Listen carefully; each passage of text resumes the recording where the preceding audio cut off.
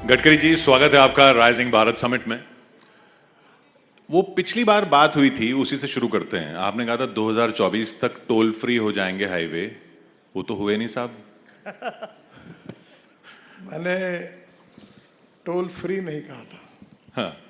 मैंने कहा था कि टोल भरने वाले लोग खुश हो जाएंगे क्योंकि वो ऐसी पॉलिसी ला रहे हैं हाँ। कि निश्चित रूप से आम लोगों को उससे बहुत राहत मिलेगी। वो प्रोसेस पूरी हुई है। वो सैटेलाइट से जो नहीं, हम जो अभी टोल देना पड़ता है अनेक बार, तो हम लोग उस सिस्टम को ही पूरा अध्ययन करके हम उसको बदल रहे हैं। इससे ज़्यादा मैं नहीं बता सकूंगा, पर मुझे लगता है 8 या 10 दिन में उसकी फाइनल घोषणा हो जाएगी। तो टोल बढ़ेगा, कम हो जाएगा? 100% कम होगा। 100% कम, जीरो हो जाएगा? नहीं वो कितना होगा मैं नहीं बता सकता आपको, पर वो जो कुछ होगा उससे जो लोग आज टोल भर रहे हैं वो एकदम खुश हो जाएंगे, उनकी कोई तकरार नहीं रहेगी। चलिए, इस उम्मीद में तो अच्छी शुरुआत होती है बातचीत की। लेकिन सर, एक और आपने वादा किया था कि एक्सीडेंट 50% कम हो जाएंगे। देखिए, एक्सीडेंट 50% कम करेंगे ऐसा टारगेट हमने रखा था, पर मुझे बताते हुए दुख हो रहा है कि ये हम नहीं कर पाए। इसका कारण, एक्सीडेंट्स के लिए जो कारण है उसमें रोड इंजीनियरिंग और ऑटोमोबाइल इंजीनियरिंग। तो ऑटोमोबाइल इंजीनियरिंग में भारत एनकैप से है। अभी भारत की गाड़ियाँ इतनी अच्छी बन रही है कि सुरक्षा के दृष्टि से आज उसमें किसी प्रकार की समस्या नहीं है। अब दुनिया की गाड़ियाँ टेस्टिंग के लिए भारत में आने लगे, ऐसे हमने सेंटर्स किए हैं। अब समस्या ये है कि रोड इंजीनियरिंग में काफ़ी कमियां थी, उसमें हमने अभी तक 40,000 करोड़ रुपए खर्चा किए और ब्लैक स्पॉट्स को आइडेंटिफाई करके उसको भी हम सुधार रहे हैं। दूसरी इम्पॉर्टेंट चीज़ है कि इसके बारे में भी जो विशेष रूप से एक्सीडेंट होने के बाद जिसका एक्सीडेंट होता है उसकी मदद करके उसको हॉस्पिटल पहुंचाएगा, उसको हमने राहवीर करके नाम दिया है जी। और ऐसी मदद करने वाले व्यक्ति को हम 25,000 रुपये अवार्ड देने वाले हैं। दूसरी और एक स्कीम है जो हमने रिक्वेस्ट की है प्रधानमंत्री जी से, तो जो एक्सीडेंट किया हुआ विक्टिम है जो हॉस्पिटल में एडमिट होगा उसके खर्चा उठाने के बारे में भी है। तो साधारणतः इसके साथ जो आखिरी इम्पोर्टेंट चीज़ है कि वो है ह्यूमन बिहेवियर, और ये ह्यूमन बिहेवियर जो है वो हमको लोगों को समझाना पड़ेगा कि रूल्स ऑफ द रोड कैसे महत्वपूर्ण है। अभी आज ही 2-4 दिन पहले हम अभी मैंडेटरी किया है कि रोड के बाजू में हम लोग पूरा प्रीकास्ट का ही अब मटेरियल यूज़ करेंगे, नालियाँ उसकी बनेगी और रोड के बीच में जो मीडियन होता है उसमें अभी हमने तय किया कि मैंने मजाक में कहा कि हिंदुस्तान का हर नागरिक ओलंपिक स्टैंडर्ड का एथलेटिक्स से ऐसा समझो, क्योंकि छलांग मार के कूदते हैं। तो वो 3.25 फुट का हम बनाएंगे, 1 मीटर का दोनों बाजू से, बीच में मिट्टी भरेंगे, उसमें पेड़ लगाएंगे, तो कितना भी अच्छा खिलाड़ी होगा वो छलांग नहीं मार पाएगा, ऐसे बनाए जिससे एक्सीडेंट रुकेंगे। दूसरी बात, फुट ओवर ब्रिज बना रहे हैं, जो हमने सुधार किया है कि वो स्कूटर और साइकिल जाकर ऊपर तक जाएगी और दोनों को भी उसका जाने रोड क्रॉस करने का समय नहीं आएगा। मतलब पैदल चलने वालों के साथ स्कूटर साइकिल। और एक दिव्यांग और सीनियर सिटीजन के लिए हम लोग लिफ्ट लगाएंगे। सब कुछ करने के बाद में भी अभी हम लोग इसमें कमी नहीं कर पाए। अभी जो एक्सीडेंट्स हो रहे हैं उसमें 30,000 लोगों की मृत्यु इसलिए होती है कि वो हेलमेट नहीं पहनते। अभी हम ये भी सोच रहे हैं कि 2 व्हीलर मैन्युफैक्चरर जो गाड़ी बेचेंगे तो अपने साथ 2 हेलमेट वो उस कीमत में ऐड करके उनको दें। और एक बात ऐसी है कि मोबाइल पर बात करना, और 10,000 बच्चे इसलिए मरते हैं कि उनके स्कूल के सामने एग्जिस्ट और एंट्री में कुछ कमियां हैं। तो हमने आइडेंटिफाई किए रीजंस। इसमें ह्यूमन बिहेवियर ये सबसे बड़ा प्रॉब्लम है। कानून के प्रति डर भी नहीं और सम्मान भी नहीं, ऐसी विचित्र स्थिति हमारे देश में है। अभी जो ड्राइविंग लाइसेंस होते हैं उसके लिए हम वो अपने मोबाइल पर बैठकर वो टेस्ट दे सकेगा लर्निंग लाइसेंस के लिए, और उसके बाद फिर उसको एक्चुअल ड्राइविंग की भी परीक्षा देनी पड़ेगी। तो बहुत से प्रयास हमने किए, लोगों का सहयोग मिल रहा है, स्कूल के बच्चों के लिए कार्यक्रम कर रहे हैं, NGO सोशल ऑर्गेनाइजेशन की मदद ले रहे हैं। अभी हमारे नेहरू युवा केंद्र भी बड़े प्रमाण पर ये काम करने के लिए उनके साथ भी 100 सेंटर वो खोल रहे हैं। पर एक बात जरूरी है कि जनता का जब तक सहयोग नहीं मिलेगा और रूल्स ऑफ रोड के बारे में जनता के मन में सम्मान नहीं होगा, हम वायोलेशन नहीं करेंगे, इस प्रकार की कमिटमेंट नहीं होगी, तब तक ये मुश्किलें हैं। हम कोशिश कर रहे हैं, मीडिया से भी सहयोग लिया, आपके द्वारा भी बहुत अच्छा सहयोग मिला। अभी शंकर महादेवन ने एक अच्छा सॉन्ग बनाया जो बहुत पॉपुलर हो आपके ही कार्यक्रम में। अमिताभ बच्चन जी ने काफ़ी बड़ा इंटरेस्ट लिया, काफ़ी सेलिब्रिटीज़ भी मदद कर रही है। तो धीरे धीरे लोगों तक जब तक हम ये समझा नहीं पाएंगे तो एक समस्या, हमारी कोशिश चल रही है और अभी जिस प्रकार से हम प्रयास कर रहे हैं, मैं उम्मीद करता हूं कि निश्चित रूप में इसमें सुधार होगा। आखिर में एक बात बता दूं कि हमारे नागपुर में एक प्रयोग हुआ कि हमारी सेव लाइफ फाउंडेशन जो है, उन्होंने रोड का ये सेफ्टी ऑडिट किया और हमारे एसपी हर्ष पोद्दार, उन्होंने उसमें से 50% जो स्पॉट्स थे वो पूरे इम्प्रूव किए और उसमें 50% एक्सीडेंट नागपुर ज़िले में कम हुए। तो अभी उनका प्रेजेंटेशन भी मैंने यहाँ रखा है हमारे अधिकारियों के सामने कि हम पुलिस वालों को भी ट्रेन करें कि भाई जो जो ब्लैक स्पॉट्स है, जो एक्सीडेंट वहाँ जाए, अध्ययन करें, और अगर ये भी इम्प्रूवमेंट हुआ स्टेट हाईवे में, शहर के रोड में, नेशनल हाईवे में, तो मुझे लगता है हम कम कर सकेंगे। हमारी कोशिश चल रही है पर दुर्भाग्यवश इसमें वो नहीं पूरा कर सके। यही हमारे यहाँ का डिपार्टमेंट का एक थोड़ा सा ब्लैक स्पॉट है। आपने नागपुर की बात की कि सड़क हादसे कम हुए हैं, तो गाड़ी थोड़ी दूसरी तरफ मोड़ें। जो हादसा हुआ या जो चीज़ हुई, जो दंगा हुआ या जो बवाल हुआ, वो तो नागपुर में कभी नहीं होता था। आप नागपुर से आते हैं, देवेंद्र जी नागपुर से आते हैं, बावनकुले साहब नागपुर से आते हैं, आरएसएस नागपुर में है। नागपुर में कभी दंगा नहीं होता था, तो कहाँ चूक हो गई? ऐसा नहीं होता है, नागपुर में इसके पहले भी दंगा हो चुका है। दंगा होने के लिए कोई छोटी सी घटना एक कारणीभूत होती है। एक spark neglected burn the house. तो ये दुर्भाग्यपूर्ण है, पर अभी अच्छा वातावरण है और हमारी कोशिश है कि सब मिलकर शांति का माहौल बना रहे, और अभी हम सब लोग उसके लिए कोशिश कर रहे हैं। आपकी क्या राय है? ये जो औरंगजेब की कब्र को लेकर बार बार बात करते हैं, महाराष्ट्र में औरंगजेब की कब्र है, अब है तो है, होनी चाहिए, नहीं होनी चाहिए? मुझे लगता है इसके बारे में बहुत चर्चा हुई है और मैं कोई कंट्रोवर्सी में नहीं गिरना चाहता, पर स्वाभाविक रूप से इसमें काफ़ी प्रमुख लोगों ने बहुत अच्छे स्टेटमेंट दिए हैं। खुद छत्रपति शिवाजी महाराज के जीवन में ये था कि वो कल्याण की सूबेदार की बहू जो थी, उसको जब हमारे उनके फौज ने पकड़ा, जो लड़ाई जीतने के बाद, तो उन्होंने ये कहा कि वो बहुत सुंदर थी। तो उन्होंने कहा कि मेरी माँ भी सुंदर रहती तो मैं भी इतना सुंदर बनता, और उसको साड़ी और सब दे के उन्होंने उसको उनके घर पर पहुंचाया। अफजल खान ने जब उनको मारने की कोशिश की, तब उन्होंने उसका प्रतिकार के रूप में किया, जिसमें अफजल खान की मौत हुई प्रतापगढ़ पर। तो शिवाजी महाराज ने शाही सम्मान के साथ उनका दफन प्रतापगढ़ पर किया। तो स्वाभाविक रूप से मुझे लगता है कि इन सब बातों को ध्यान में रखते हुए छत्रपति शिवाजी महाराज की भूमिका को लेकर निश्चित रूप से हमारी भारतीय संस्कृति, इतिहास और विरासत बहुत महत्वपूर्ण है। पूरा विश्व हमारे तरफ देखता है, तो इस समय निश्चित रूप से समाज में भी अगर सही भूमिका रहेगी तो ऐसे विषयों पर जो विवाद होते वो नहीं होंगे। और वक्फ को लेकर जो हो रहा है, वक्त तो मुझे लगता है वो तो सबके हित में है।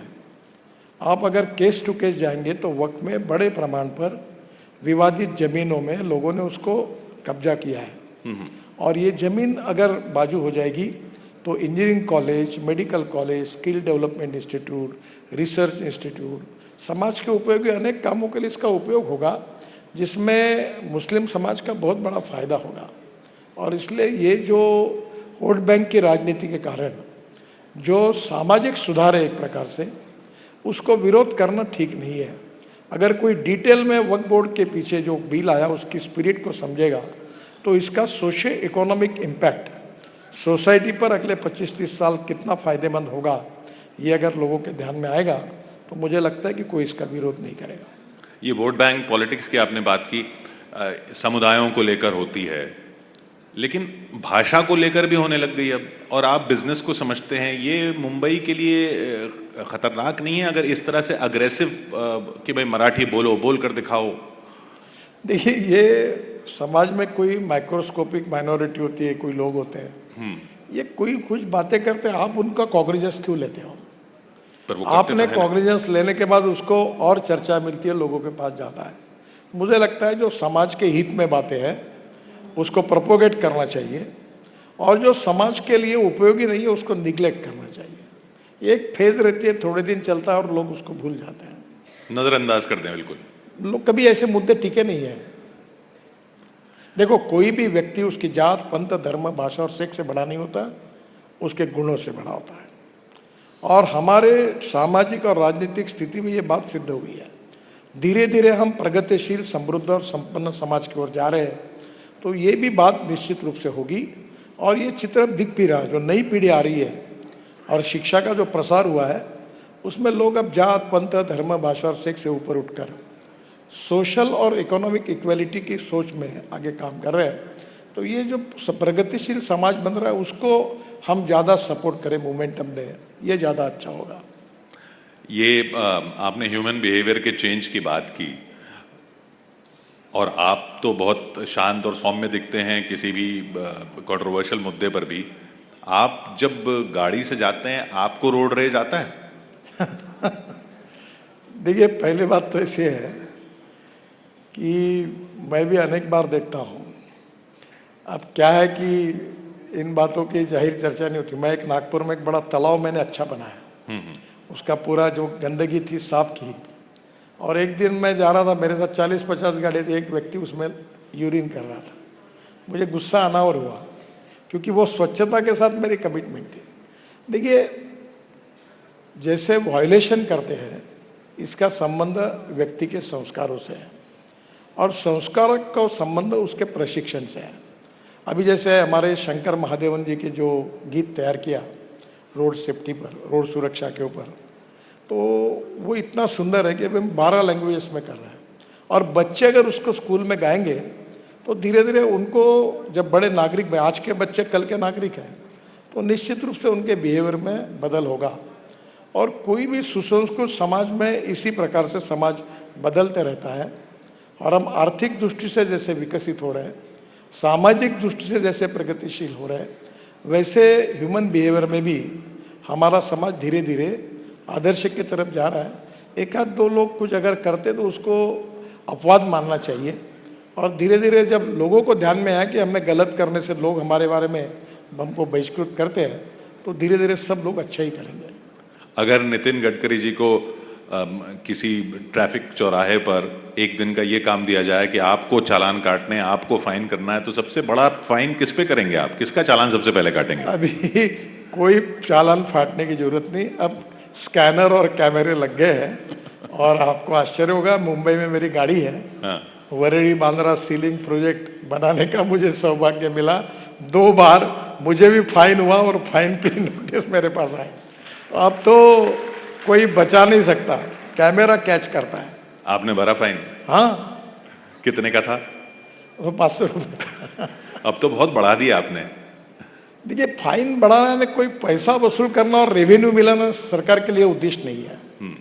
फाइन इसलिए है कि हम कानून के प्रति सम्मान रखें। और मैं चाहता हूं, लोग जब बोलते हैं कि भाई फाइन बढ़ गया, अरे भाई आप वायलेशन मत करो ना, आपको फाइन भरने की आवश्यकता ही नहीं पड़ेगी।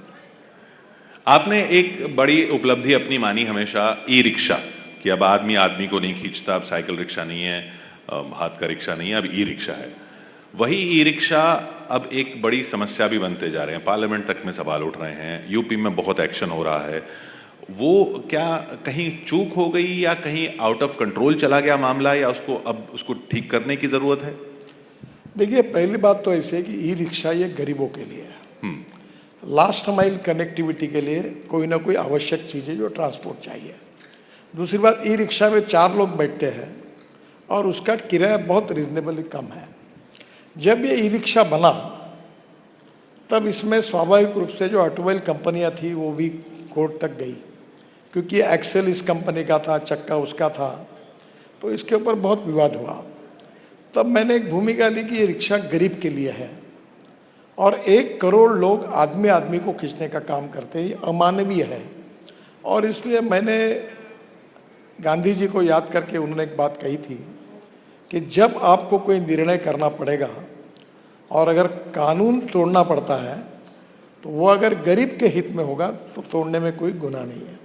तो मैंने ये सबको मान्यता देकर वो रिक्शा अगर मैं स्टैंडर्ड में रखता तो 1.5 लाख रुपए की होती, तो मैंने उसको करके 80,000 रुपये में वो मिलने लगी ताकि गरीबों को वो कर सके। फिर धीरे धीरे उसमें एक प्रॉब्लम आया कि ये डुप्लीकेट पार्ट और इधर उधर के, मैं कोई देशों के नाम नहीं लेता, उसकी मोटर ला के ये करके ये चलने लगा। अभी ऐसा हुआ है कि 2 व्हीलर मैन्युफैक्चरर बड़ी कंपनियां भी अब ई ऑटो रिक्शा बना रही है, ई रिक्शा बना रही है। और उसमें अभी स्टैंडर्ड्स में भी हमने ये कहा है कि इसके बारे में अभी भारत एनकैप जो हमने किया है कि जिसमें हर कार का टेस्ट होती है, तो अब धीरे धीरे भारत एनकैप में हम ई रिक्शा के भी टेस्टिंग की बात अध्ययन कर रहे हैं ताकि अच्छे क्वालिटी की रिक्शा बने, 8 से 10 साल उसका लाइफ रहे और थोड़ा कीमत थोड़ी बहुत ज़्यादा रहेगी तो अड़चन नहीं, पर वो क्वालिटी का प्रोडक्शन हो। दूसरी बात, ई रिक्शा में ड्राइविंग लाइसेंस नहीं लगता। आजकल दिव्यांगों भी ई रिक्शा चलाने लगे, महिलाएं चलाती है, उनके रोजगार का साधन है। आप समझो कि ई रिक्शा और ई कार्ट का अगर हिसाब लगाएंगे तो 1.5 करोड़ लोगों को रोजगार मिला है और पोल्यूशन नहीं है। तो थोड़ा सा अभी कुछ संस्थाएं कर रही है कि ई रिक्शा चलाने वालों को भी थोड़ा ट्रेनिंग, मैनर्स, एटिकेट्स, ऐसा सोशल उपक्रम चल रहा है। अब उसको ड्राइविंग लाइसेंस और सब में लाएंगे तो उससे तकलीफें बढ़ेगी। तो एक तरफ गरीब को तकलीफ नहीं होनी चाहिए, ये भी भाव हमारे मन में है, और दूसरी ओर क्वालिटी का काम हो, वायलेशन भी नहीं हो, ये भी हमारा उद्देश्य है। दोनों के बीच में से वे आउट निकालेंगे। अभी अगर दिल्ली की बात करें, दिल्ली में इस साल अगर किसी को गाड़ी लेनी हो तो आपके पास आए वो कि गडकरी साहब मुझे कौन सी गाड़ी लेनी चाहिए, अभी पेट्रोल लूं, डीजल लूं, इलेक्ट्रिक लूं, हाइब्रिड लूं, बायोफ्यूल वाली लूं, फ्यूल सेल वाली लूं, आगे क्या होने वाला है? मैं तो इतना ही कहूँगा, कोई भी गाड़ी खरीदी करो पर पेट्रोल और डीजल की छोड़कर कोई भी खरीदी करो, ये उनके ऊपर छोड़ दिया। आप देखिए, अभी मैं फ्लेक्स इंजन गाड़ी में आया आपके यहाँ, आप थे नीचे में, वो इनोवा गाड़ी जो है वर्ल्ड की पहली है, ये यूरो 6 इमिशन नॉर्म पे चलती है और पेट्रोल के तुलना में उसका एवरेज अगर करेंगे तो 60% बिजली तैयार करती है। तो पेट्रोल का भाव होता है 25 रुपये लीटर। तो ये जो बायोफ्यूल और ये जो फ्लेक्स इंजन है, इसकी अब 11 कंपनियों ने गाड़ियाँ बनाई हैं। अभी 2 व्हीलर में सीएनजी की स्कूटर आ गई। अभी सीएनजी की मोटरसाइकिल जो है वो पेट्रोल पे चलती है तो 2 रुपये 40 पैसे लगता है पर किलोमीटर, और सीएनजी पर चलता है तो 1 रुपया लगता है। अब परली से, राइस स्ट्रॉ से सीएनजी बनाने वाले, बायोमास से बना 400 प्रोजेक्ट अपने देश में हो रहे, उसमें 90 शुरू हो गए हैं। तो ये एक प्रकार से वेस्ट टू वेल्थ वाली बात भी होगी। तो मुझे लगता है कि आने वाले समय में इलेक्ट्रिक, फ्लेक्स फ्यूल और हाइड्रोजन, और मेरे पास हाइड्रोजन की भी गाड़ी है, तो मैं ये मानता हूँ कि धीरे अभी हमने हमारे डिपार्टमेंट ने एक प्रोजेक्ट लिया, 7 उसके पार्ट है और टाटा से लेकर अशोक लेलैंड तक सब कंपनी को दिया। और पहली बार मैंने 2 ट्रक टाटा के एक हाइड्रोजन फ्यूल सेल पर जो है वो लॉन्च किया, और एक आईसी इंजन यानी पेट्रोल डीजल का इंजन उसमें हाइड्रोजन डाल के चल सकती, उसको लॉन्च किया है। हाइड्रोजन में transport of hydrogen and filling of hydrogen ये थोड़ी समस्या है, पर जल्दी उसके ऊपर समाधान निकलेगा। और हाइड्रोजन हमारे भविष्य का फ्यूल है, और आज हम ऊर्जा को आयात करने वाला देश है, क्योंकि 22 लाख करोड़ रुपए हमारे देश के इंपोर्ट में जाते हैं, और ऊपर से प्रदूषण होता है जो दिल्ली वाले अनुभव करते हैं। पर मेरा विश्वास है कि मोदी जी के नेतृत्व में जो नीति हमने अपनाई है, तो निश्चित रूप से आने वाले दिनों में हम ऊर्जा को आयात करने वाला नहीं तो भारत ऊर्जा को निर्यात करने वाला देश बनेगा, ये मेरा दृढ़ विश्वास है। और आप दिल्ली में अब पॉड लाने की भी बात कर रहे हैं? देखो, हमने अभी 360 proposal ropeway, cable car, funicular railway के आए।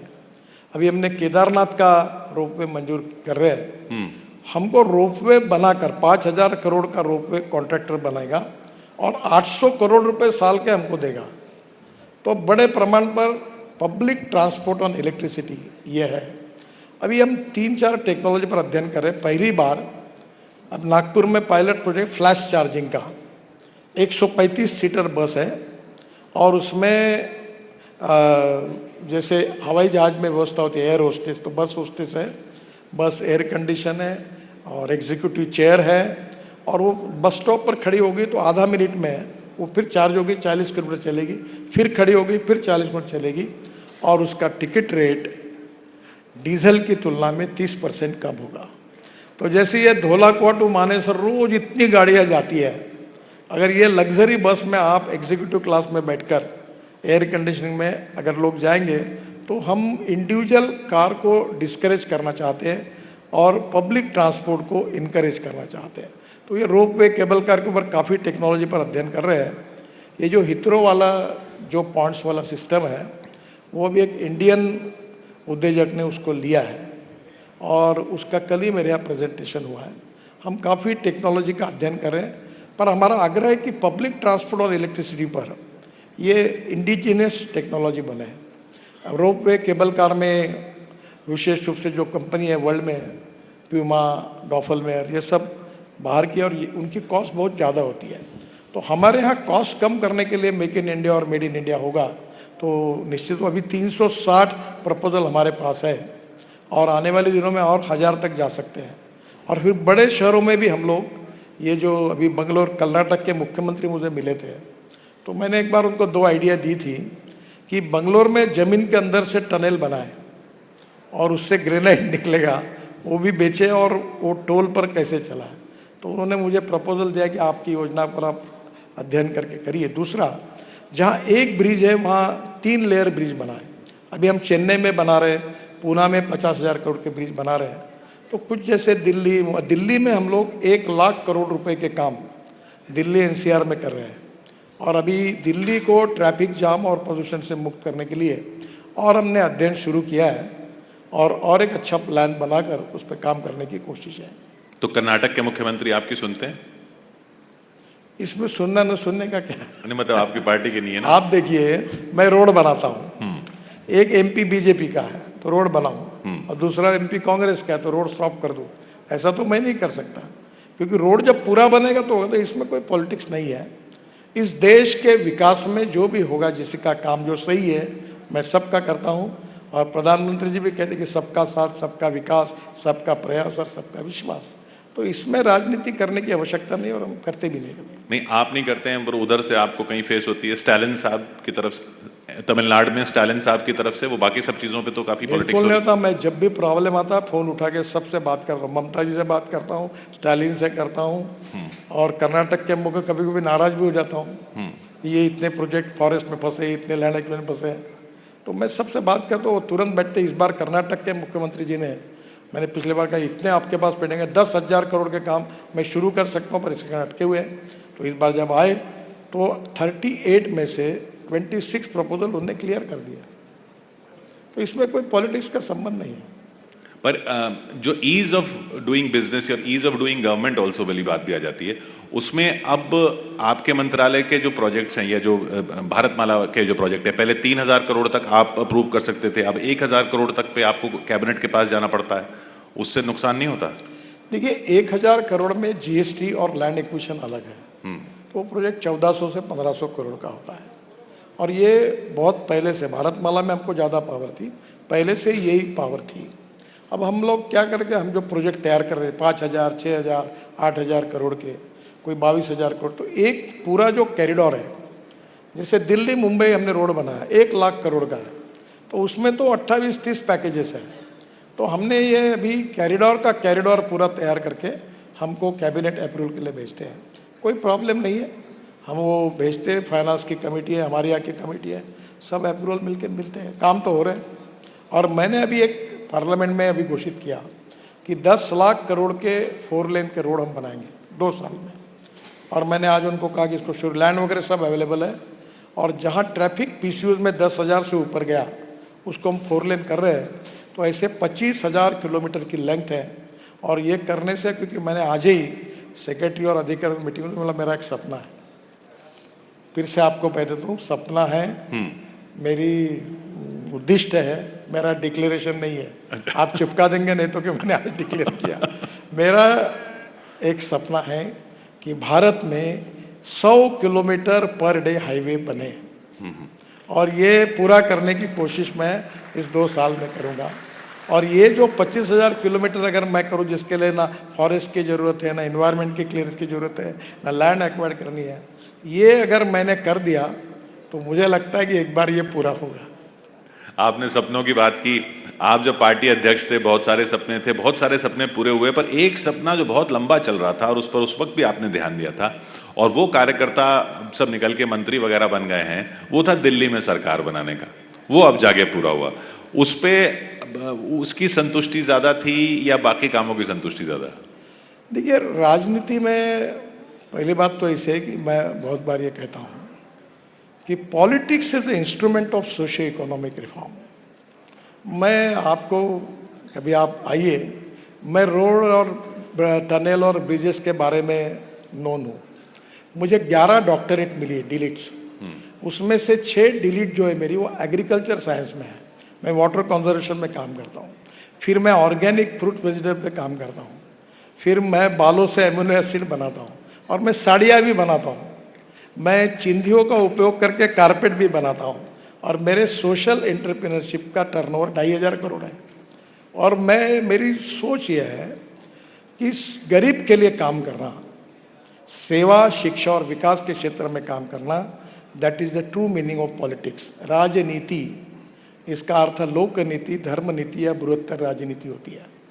तो सही अर्थ राजनीति का, power politics is not only politics. Politics is a instrument of socio economic reform. और मुझे एक नई प्रेरणा मिली भूटान के प्रधानमंत्री से। उन्होंने यूनो में कहा था डोमेस्टिक हैप्पी ह्यूमन इंडेक्स, सुखांक। और सुखांक किस में है उन्होंने डिफाइन किया था कि शिक्षा अच्छी मिले बच्चों को, रोड मिले, लोगों का विकास हो, रोजगार मिले। तो मैं ये कोशिश करता हूँ कि जहाँ जहाँ मैं काम करूँ वहाँ आम आदमी का happy human index, domestic happy human index यानी सुखांक, वो बढ़ाने के लिए मैं क्या कर सकता हूँ। तो यही बात है कि ये सब लोग करेंगे तो यही तो राजनीति में फिर पोस्टर लगाने की जरूरत ही नहीं। मैंने इस बार नहीं लगाया बैनर। मैंने पब्लिक को कहा कि जात पात की बात मैं नहीं करूँगा, देना है तो वोट दो, नहीं तो मत दो। मेरे टर्म पर मैं चुनाव लड़ूंगा, दिया लोगों ने मुझे वोट। तो मुझे लगता है कि हम समाज जो बोल रहा है, समाज के कल्याण में काम कर रहे हैं। पर लीडर का मतलब ये होता है कि लीडर होता है whether you want to lead the people और लीड बाय द पीपल। तो हमारे कन्विक्शन के आधार पर समाज के और राष्ट्र के हित में हमको लोगों के लिए काम करना है। ये कन्विक्शन रख के सामाजिक काम करने से पॉलिटिकल बेस बहुत मजबूत होता है, ये मेरा अनुभव है। पर उधर तो कास्ट सेंसस की बात हो रही है, आप कह रहे हैं कास्ट पे बात नहीं होनी चाहिए। अब बिहार इलेक्शन है, फिर कास्ट सेंसस की बात होगी। देखिए साहब, हिंदुस्तान में लोकतंत्र है, किसने क्या बोलना चाहिए और क्या नहीं बोलना चाहिए उसका सवाल है।